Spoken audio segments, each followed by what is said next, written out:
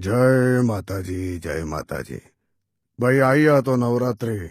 શું પ્લાનિંગ છે તમારું? અહીંયા જ રમવું છે રાજ્યમાં કે વડોદરા જવું છે? વડોદરા જવાની કે રાજ્યની બહાર જવાની જરૂર નથી. આપણે અહીંયા જ શેરી ગરબા રમીએ.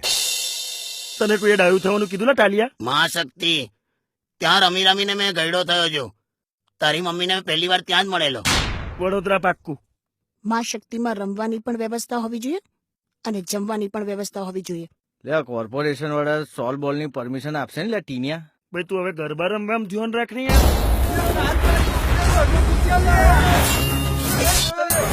ચાલ. ઓ છોકરી છે લા તો યાર ટીમલી નીકળીલા ઘરની. શાંતિ રાખો. તને ગરબા રમતા ના આવડે એટલે આવું ફ્રસ્ટ્રેશન નહીં રાખવાનું કોઈ દિવસ. રાખવાની જ. ગયા વર્ષથી તે મને ગરબાના સ્ટેપ શીખવાડવાનું પ્રોમિસ કર્યું હતું. હજી સુધી શીખવાડ્યા નથી. કઈ રમવું તારે? માં શક્તિ. છેક ટેકરી ઓળંગીને પેલી બાજુ જવાનું સમજી જા.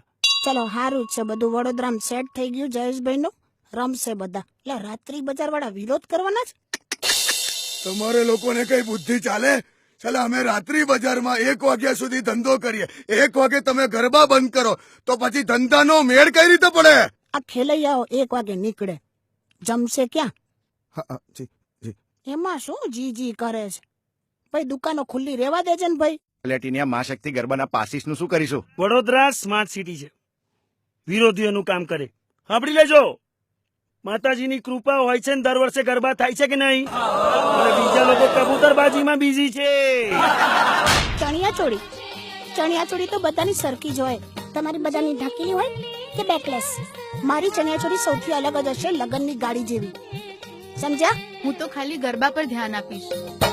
સરસ સરસ. આ બધો વચ્ચે આવતી રહે. સર, અરે નહીં.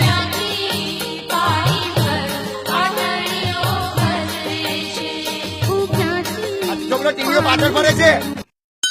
એ ઉભી રહે હરક પદુડી, તારી પેલી ચણિયાચોરી આવી ગઈ છે. વેળાસર આવી જજે. હા, મને ટ્રેડિશનલ ગરબાના સ્ટેપ્સ નહીં ફાવે. તો શું કરું તારે?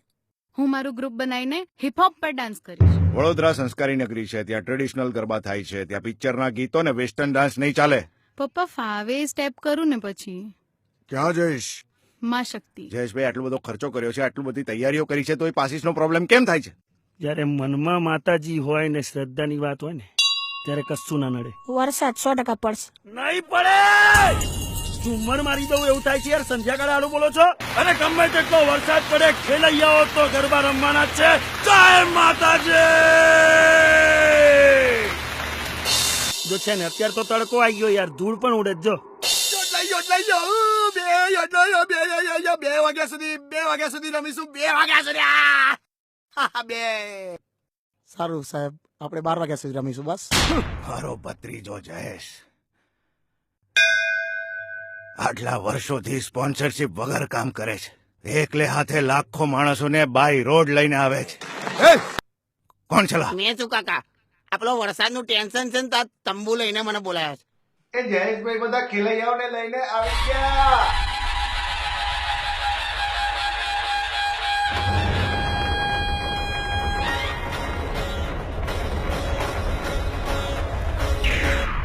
મને લાગે આરટીઓ વાળા છે.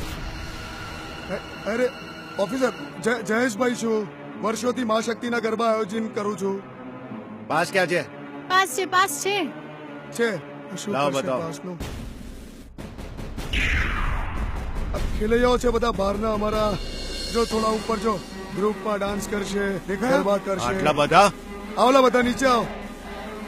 સમજોલા, મોટા પાયે થાય છે. આવો બધા. અને તો આપણી ભક્તિ બતાડો. રિષભ ગ્રુપ આયોજિત માં શક્તિના ગરબામાં पधारजो हाँ के। भाई आपने वडोदरा की नवरात्रि नहीं देखी तो कुछ नहीं देखा। 10 दिन तो गुजारो महाशक्ति में। अम्बे मात की जय।